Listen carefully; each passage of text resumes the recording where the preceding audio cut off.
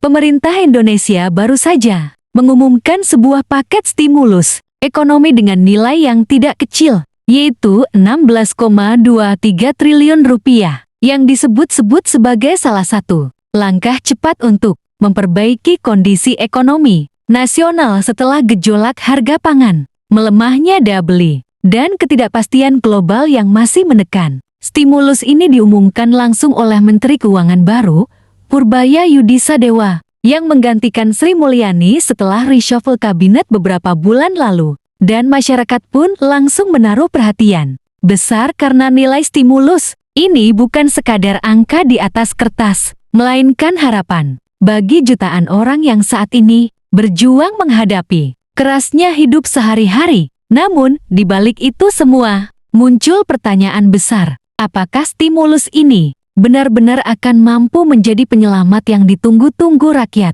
atau justru hanya akan menambah beban fiskal negara yang sudah penuh tekanan? Jika dilihat lebih detail, stimulus 16,23 triliun ini tidak hanya berupa angka besar yang ditulis di dalam dokumen APBN, tetapi memiliki komponen yang langsung menyentuh masyarakat. Misalnya, ada program bantuan pangan berupa 10 kg beras untuk 18,3 juta keluarga penerima manfaat. Ada pula program kerja padat karya yang disebut mampu menyerap ratusan ribu tenaga kerja di berbagai sektor, infrastruktur dan sosial. Kemudian ada insentif pajak untuk sektor pariwisata, bantuan iuran BPJS, kesehatan bagi para pekerja informal seperti ojek online dan sopir truk, serta program magang untuk fresh graduate yang selama ini kesulitan masuk ke dunia kerja. Bahkan, pemerintah juga menjanjikan diskon iuran jaminan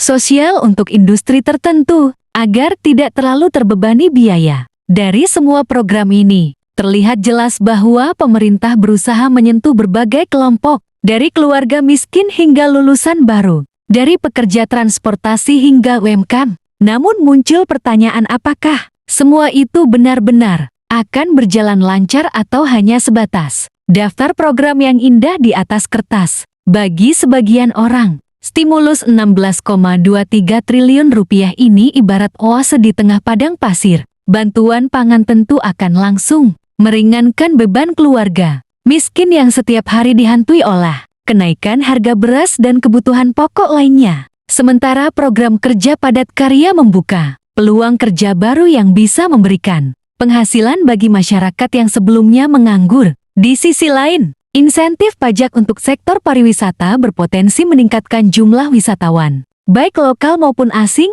yang pada akhirnya menggerakkan kembali perekonomian daerah. Para fresh graduate juga merasa punya sedikit harapan ketika mendengar ada program magang dengan dukungan pemerintah, karena dunia kerja yang semakin kompetitif membuat mereka sering tertinggal.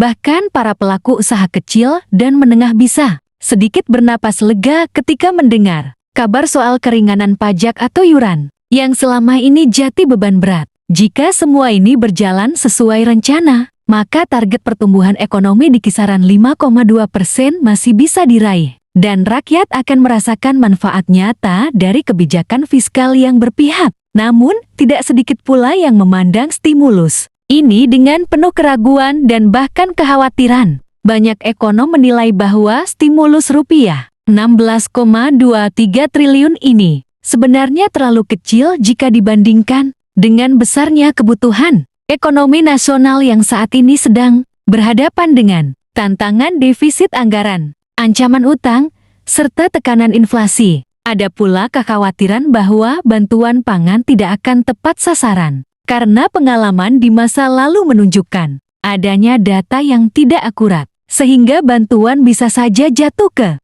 tangan yang sebenarnya tidak berhak. Selain itu, investor sempat menunjukkan sikap hati-hati sejak pergantian Menteri Keuangan dari Sri Mulyani ke Purbaya, karena mereka menganggap kredibilitas kebijakan fiskal Indonesia sedang diuji. Rakyat di lapangan juga seringkali mengeluh bahwa bantuan yang dijanjikan tidak selalu datang tepat waktu, bahkan kadang menimbulkan ketidakadilan sosial karena birokrasi yang rumit. Dengan demikian, pro kontra pun mencuat.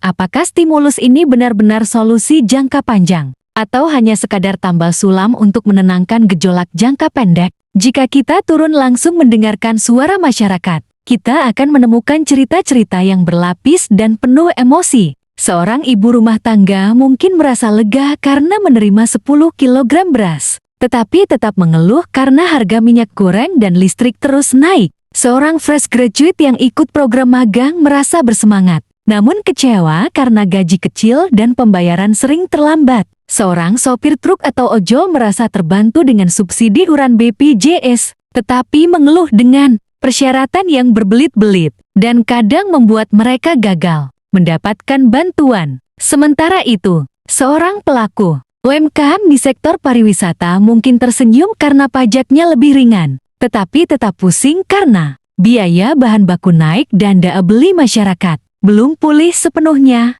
Dari sini terlihat bahwa stimulus ini memang membantu, tetapi belum tentu menjawab seluruh persoalan yang ada. Pada akhirnya, stimulus ekonomi 16,23 triliun rupiah ini adalah gambaran nyata dari upaya pemerintah untuk menjaga stabilitas di tengah situasi yang penuh ketidakpastian. Bagi sebagian orang, angka ini membawa harapan baru, tetapi bagi sebagian yang lain, ini hanyalah sebuah angka yang mungkin tidak akan sampai ke tangan mereka. Yang jelas, kebijakan fiskal seperti ini bukan hanya soal neraca negara atau grafik pertumbuhan, melainkan soal kehidupan nyata jutaan rakyat kecil yang setiap harinya berjuang untuk tetap bertahan. Apakah stimulus ini akan menjadi penyelamat, atau justru sekadar menunda masalah yang lebih besar di masa depan? Hanya waktu yang akan menjawab. Namun yang pasti, setiap rupiah dari 16,23 rupiah triliun ini akan menentukan nasib banyak orang. Dari ibu rumah tangga di desa kecil, mahasiswa yang bermimpi besar, hingga sopir ojol yang mengais rezeki di jalanan. Dan kita, sebagai bangsa, patut terus mengawasi. Karena masa depan Indonesia tidak boleh hanya digantungkan pada janji-janji kebijakan, tetapi harus benar-benar terasa dalam kehidupan sehari-hari.